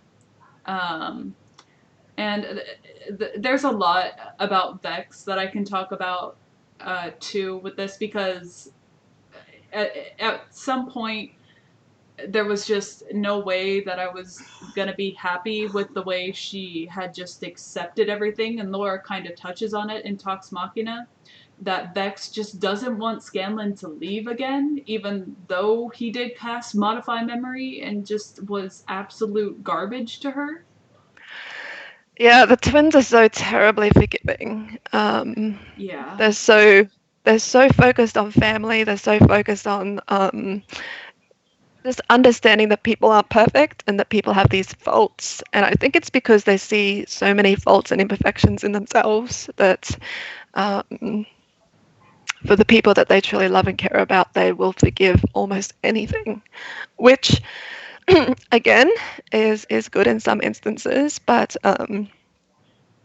isn't so good in others. Yeah, it's a little I would unhealthy. definitely like, yeah, I would definitely like to see Scanlan grow a bit more. That modify memory move, I don't think won him many points in a lot of people's minds. Yeah. But she essentially tells Pike, and it's a solid point, that she should probably go and talk to Scanlan, even though she's feeling angry and confused. And Pike just doesn't really know how to feel about the entire situation. Very, she's upset, but she's glad he's back. Like, I'm sure everybody else is. They're glad he's back. They're just not sure how to deal with the anger that they're feeling. Um, Sorry, I was reading the comments. And then, Oh yeah. Comic book addict says not really. Vax still hates his father. yeah, But then John says he never loves his father, though. Yeah, that's true. I think the twins have endless forgiveness and compassion for people that they truly love, and I don't think that that was something that they had as kids so much, but something that they've developed over time, possibly initially between themselves because they relied on each other so much as brother and sister, and then has kind of extended that out to Vox Machina. So, just like with each other as twins, they would, I think, forgive each other for nearly any wrongdoing. Like I could see this is an extreme, but I could definitely see Vax doing something really, really, really horrible, and Vex finding it in her heart to still forgive him. I think that that love is just so, so deep, and I feel like Vox Machina have kind of been pulled under that blanket a little bit. yep, Um, but their father was never really part of that. yeah, no. So Pike decides she's gonna take Vex up on this advice a little bit, but she doesn't go and find Scanlan, which I actually kind of thought she would. I was almost expecting her to do it. I think Sam thought so too, because he Yeah, had that look on his face. He's like, I'm ready. I'm ready for this. I got this. And then she's like, I'm gonna go see Grog, Yeah. which I thought was a great move on Ashley's part to It go and do. it is a great move. Yeah, and this moment, this coming up conversation that they had is probably one of my most favorite conversations in the entire Critical Role series. It was amazing. So Grog goes and finds, or Pike goes and finds Grog in the war room, and Lionel, who's called dibs on the sandpit, he has basically curled up like a dog, and Grog is staring at him very, very angrily from off up to the side. Um, and Pike goes up and says, I'll stay mad at him as long as you stay mad at him. Yeah, that I thought that was just so adorable. She said that she thinks that she feels mad now, like she's not even mad at him anymore. She's just mad at him to be mad at him. Yeah, But that she would remain mad with him for as long as Grog was. And I think out of everybody in Vox Machina, we really do realize that Grog. Um, I mean, if you go back to episode one, Scanlan and Grog were best of buddies, like best of buddies. Sadly, Grog doesn't have, I suppose, the mental um, capacity. capacity to be that kind of friend that Scanlan needed when things were starting to go really dark and dismal for him. Yeah, And I think that's what kind of turned their friendship into the downward spiral that it went down. yeah, I feel terrible for Grog, but oh, yeah. yeah. Um, so they decide that after a little bit of conversation, Pike tells him what Vex told her, and says, I mean, we may want to. We don't really know what's going to happen tomorrow. And Grog is going off and saying, he should be he should be coming to us. He should be on his knees begging us to come back. So the two of them decide, because the party had peeked out earlier after making a whole bunch of commotion, that there were about 20 or 30 skeletons standing right outside the door, just shambling around, that they're going to go out and fight these skeletons. Yes, what's the worst that could happen? Yeah, they're gonna go They got show. this. Yeah, they're gonna go show Scanlan that they're not replaceable. That they are um, what Scanlan needs. That he should be missing them. Uh-huh. Yep. Look at And all the fun we're having, smashing these skeletons like best buddies. yeah, Grog, you're so strong. Pike, you're so amazing. Yep. Scanlan senses that they've left the room, and they start out pretty strong. Everybody comes and sees that they're just kicking ass and taking names. Um, and Pike, destroys undead, but as soon as Grog fumbles with one of his attacks on one of the few remaining four skeletons that are there, Lionel, being the puppy that he is and just wanting to, smash things for the fun of it, it's like, Grog, Yeah. I'm gonna show you how it's done. And he goes and rolls two nat 20s in a row. Yep. Could not believe it. The power of the duck dice. Oh, So those big yellow dice that he was using, if you check out Sam's Twitter, he posted a picture of them.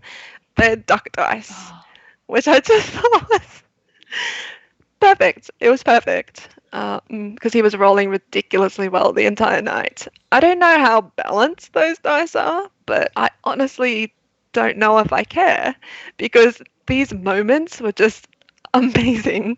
The fact that Grog bumbled and then Lionel was like, I'll impress Grog and runs out and just critically destroys the skeleton and the look on Travis's face. Yeah, like Oh, Pike was just she was frowning at Grog, and just like there was an air of like, oh no, no, no, no, this is gonna go really bad. It's gonna look really bad for Grog. And then the best thing happens, and Travis rolls two nat ones in a row. Back to yeah. is the greatest. Yep, it was pretty epic. Once again, Dice is telling a story, which is awesome. But Scanlan picked up on it. He figured out what was going on. Yeah, pretty easily, and he gets them all back in the mansion, and apologizes like legit for real this time. He's mentioning he mentions Percy. He doesn't mention Vex, but he's apologizing to the whole group, and he apologizes to Pike personally, um, and just saying how much he appreciates them. And he goes on to say that he says a prayer to Sarenbray every night now. Which I was just like, oh, I can relate so much to that.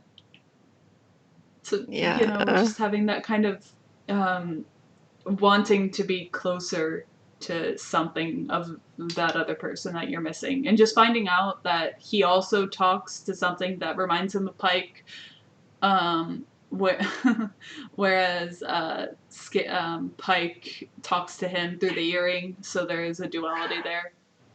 yes. Now, I know this is horrible. I love Scanlan, don't get me wrong. But I'm wondering if that's true. Does he Mm. really talk to Saren Ray at night, or was he just pulling at Scanlan? I hope he wasn't. Yeah, I I hope it was true. I honestly hope he has, because yeah, I can see a lot of truth to that statement. Just the way he's been acting this past year, he's probably been lying Yeah. a lot. Yep, I would have insight checked the crap out of him. Yeah. But Pike is Pike. Um, and then there was a conversation where, oh, this was a great moment, and I'll pick it up a little bit, but just I want to touch on this because Grog said some really great things to Scanlan. He was saying, "No, you do not get to apologize to me. I I know I'm a slow guy, and I may be a big man, but you made me feel small, Scanlan." That Yeah, just struck a chord. That was oof. yeah.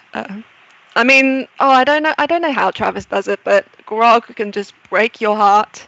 He can make you laugh, and make you angry, and then he can just rip you to. And he's not an extremely emotional person. Like Mashed you look potatoes. at the twins, and they have Mashed this really deep. potatoes. Sorry about that. Sorry, That was my dad. Um, Going ahead. that was a random. Yeah. I don't even want to think what that word was. It was just mashed potatoes. He was saying it silently. Oh, mashed potatoes. That's not what I heard. I won't tell you what I heard, but it was not Oh mashed gosh. potatoes. Anyways, where was my thoughts? Uh, yes, Grog being Grog just is amazing. yeah. Let's move on. So, some people in chat. John said, I think that may be my favorite Travis moment. Except perhaps fix him.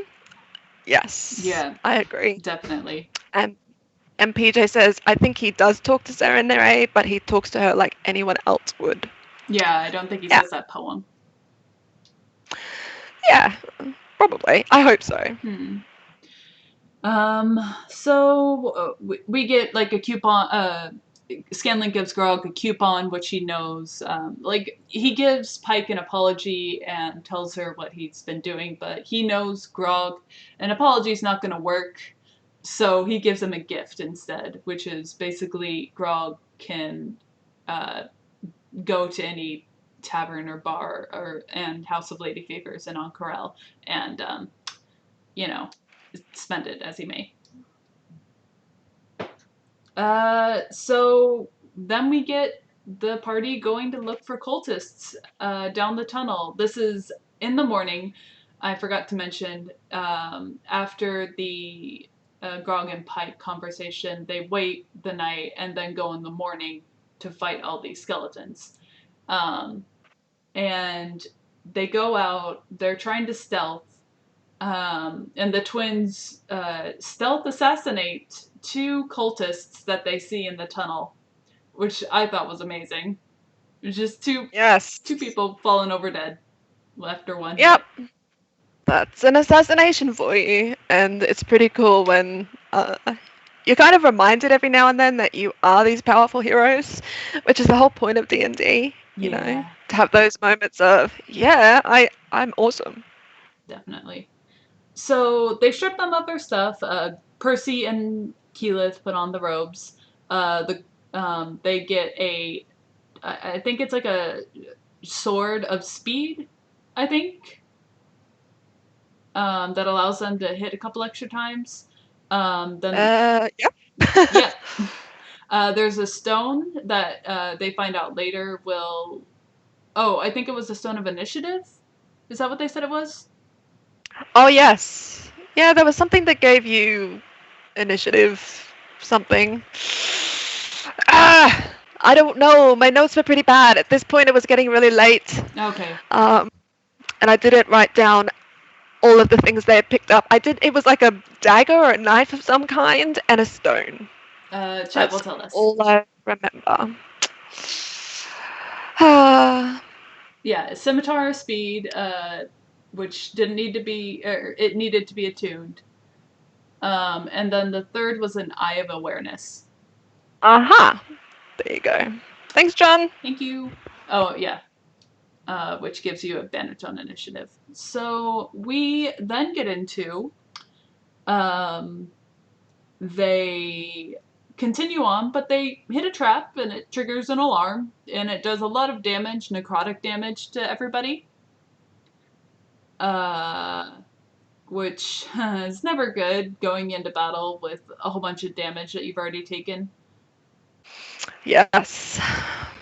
Oh, the And trap wall, Iron Bands of Bolaro. That's right. I liked that because he compared it to the iron thing in the Doctor uh Strange, Doctor Strange. that was cool. Wow, my brain is not working, It's fine. which was pretty cool. I like the concept of having that in D&D. That's sick.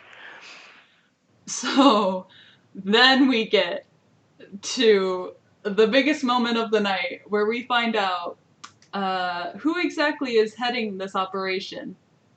And everybody's expressions are just golden, especially Yes. Hallison's.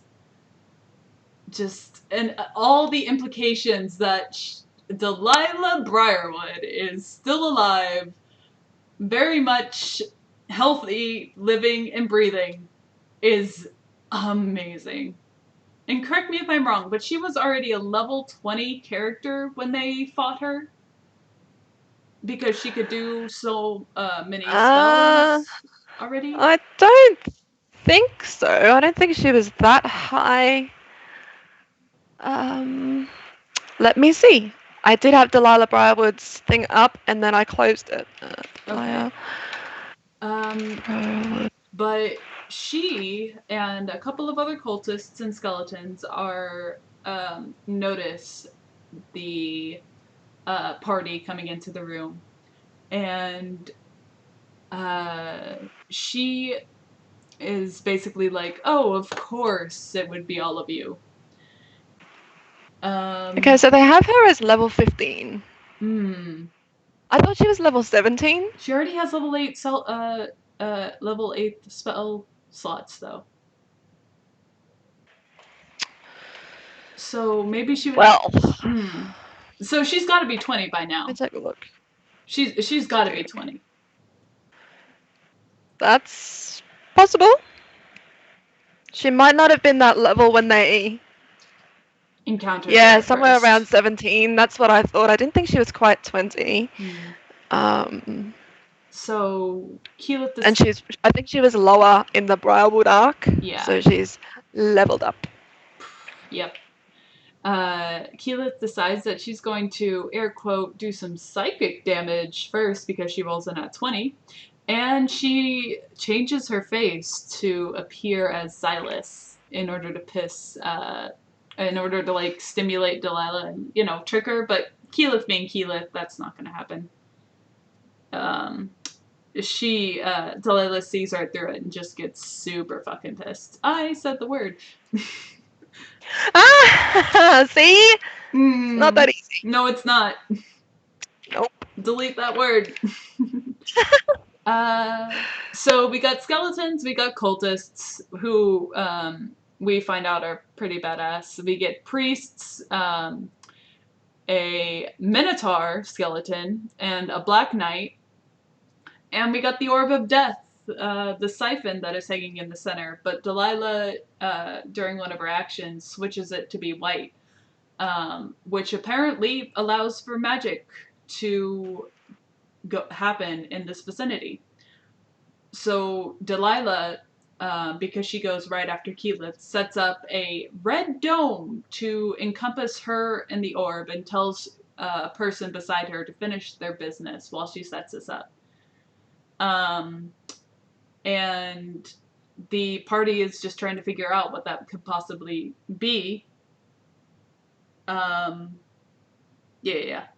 I was reading the chat real quick. And Scanlan casts anti gravity on the battlefield, which lets Grog, Lionel, and Keyleth basically fight these cultists and skeletons on the ceiling. There's a couple of rounds of battle. Delilah eventually comes back out and takes a turn and sees Pike and decides she's going to feeble mind her because Pike is the healer of the group. And, cleric, destroy undead. It's a thing. Yes. And it was a really good move on Delilah's part. And you just kind of know that Pike was going to probably get hit by that and not succeed at her saving throw. Yeah.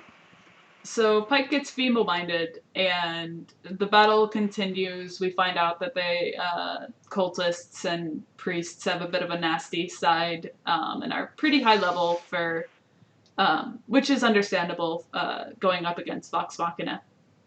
And we get Scanlan trying to dimension door through this orb, this red orb. And Matt had ruled at first that that going through it or attempting to do this would basically make you take the spell's damage if you just like you would if you would attempt to pass through it. Yes, all the colors of the rainbow. I was, as soon as he started laying on that damage, I was just sitting there like, oh, I'm real glad that they, finally apologized, but this is just gonna suck for everybody. Scanlan's gonna Yeah. die. Bye, Yeah. Scanlan.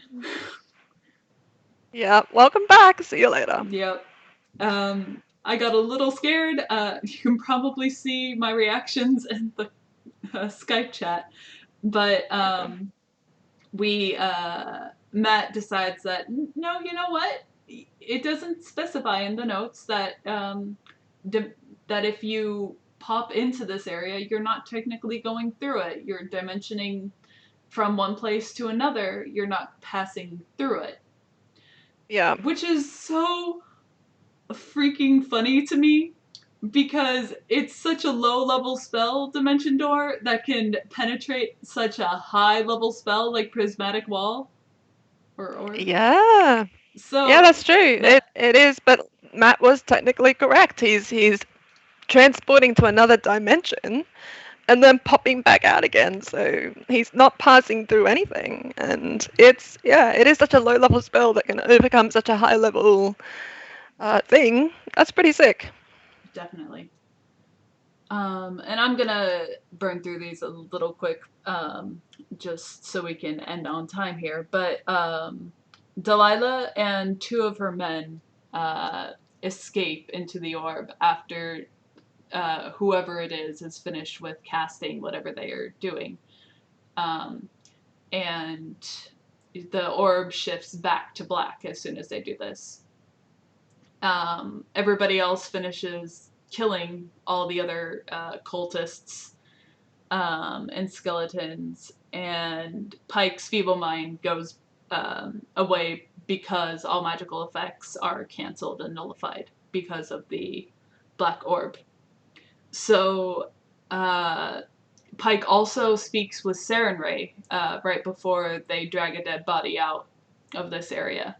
And I'm real happy whenever a god descends to talk with somebody. It's always a fun time for me. Yeah, it is important. And I mean, someone was saying something about, oh, I don't know why they always have to speak to Sarah and Ray. Why don't they speak to the Raven Queen more? Rah rah rah. And it kind of bugged me a little bit. It's like at the end of the day, your cleric, that's what they do. Yeah, Like exactly. I know Vax is kind of a paladin now, and he's got a connection with the god. But at the end of the day, Pike is the cleric. So let her do what she does, which is speak to the gods. And yeah. Yeah, people were Kagan28 was saying hopefully Wizards of the Coast creates an errata to plug that hole in the spell. No way a low level spell should nerf a ninth level spell like that. Yeah. There you go, Wizards of the Coast. You've been called out. It's crazy how the wording of spells is so ridiculously important. There are a number of spells in the first edition and third edition that, because of the wording, players would just rip, just manipulate and rip with. Yep. So it's so important. So Sarenrae basically tells her, this is your final arc. Go deal with it. We can't let Vecna win. And lets and just points Pike towards the store and tells her how she can get through, um, and lets her know that it's there. So they pull the dead cultist out, and Pike, going back to feeble mind, is healed. And they ask, "Is it safe to travel through the portal?" And the Black Knight, who they pulled out, says, "You have to have a specially crafted stone to pass through, or you risk its wrath." Which is what anybody passing through without the stone would get. They'd have to survive a specific amount of damage. Um, then we get who do you serve, and he responds the Undying King, just further confirming that this is all Vecna's fault. Why do you have a missing eye? And which I thought was really obvious. It's Vecna. Of course, you're gonna have a missing eye with a whole bunch of cultists.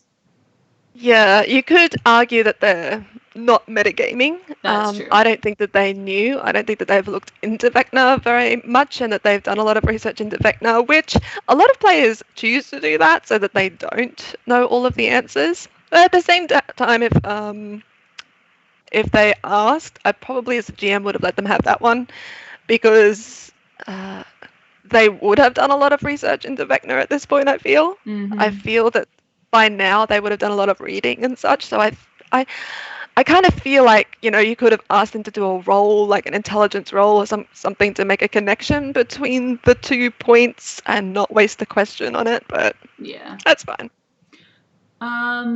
And then we get how did Delilah return? Which he said he didn't know, but noted that she was a powerful necromancer, which gives us a little bit of. I think personally it was the clone spell. I also have a theory that because she splattered blood during the ritual to make the first orb, that blood was taken by Vecna, and he was able to revive her through that.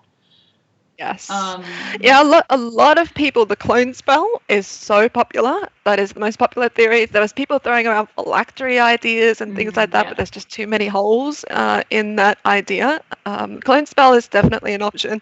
But I personally, I'm kind of leaning towards godly intervention, like what you've mentioned. That's kind of more my draw.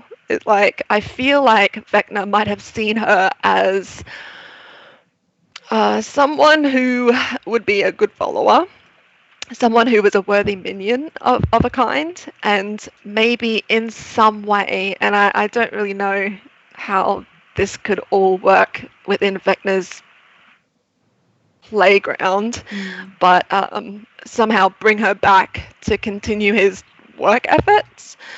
I don't know. And the last one was, what are your plans? And the Black Knight responds with, resurrect the Whisperbun and provide him with the sole crown of creation. Basically saying, yeah, we're gonna make Vecna the ruler of Exandria, so you're all gonna perish and we're gonna live Yeah. forever. Haha! Sucks to be you, Yep. dude. You just died. But you Yep. know, it's necromancy. What are you gonna do? Um, Yes. And Should be fun. that'll bring us to the end of our episode. We unfortunately do not have any wrap up thoughts or. Actually, there was, real quick, if you can stick around, just like for 5 more minutes. Yep. Um, Orion did post a video. There was a portion of a stream that he was doing to raise some money, and Orion Akaba revealed a little bit about what was going on at the time that he left Critical Role. Okay. And I'm not gonna say it on here, but he revealed just the real story behind what he was going through, his state of mind, and a couple of things that led him to leave the show and just not really be interacting with anybody. So I highly recommend that you go watch it. It's very insightful. It helped me, who I'm not a very big Tiberius fan. I wasn't a fond of the way Orion was acting towards the end. Um, of his run on this show, but it kind of gives you a lot of insight into what was actually going on. And I have to say that I forgive him for what he's done. Um, Okay. but definitely go check it out and consider donating, um, because he's going through a pretty rough patch and needs some help. So we will get that video up to you. A lot of people have watched it already, but we'll put it in the link for Monday. And that'll wrap us up. If you enjoyed the episode, click on that like button and subscribe to catch us each and every week. Send your D&D questions to us using the hashtag DMs Corner. If you want to submit art, please contact us via our Twitters. You can also contact us on our Tumblr, which is Gilmore Gossip, um, or our direct Twitters as well. I am not Akiva David, but you can catch him at Akiva David. Uh, you can find me at Jessie LR Leaf over on Twitter, or at Crit Roll Sketch on Tumblr, or you can contact me on the Tumblr blog for Gilmore's Glorious Gossip as well. And I do live sketches, uh, my health willing, every week during the episode, so you can come and watch me post up art and react with me going through. You go on ahead and I hope you enjoyed this. And I'll see you on the internet, guys. Yeah, guys, you can catch me at Castile Games, CASSTI3L Games on Twitter if you want to chat about anything. I know some of you tweet at me different things throughout the episodes, and you're more than welcome to do so. I love to chat with you guys. We hope you enjoyed, and until next week, kick back, relax, and enjoy your games. I hope that all your. Oh no! Oh, what happened? I have just completely messed up. It's fine. May all your hits be crits, and have a nat 20 day, guys. Yep. Good night. Good night.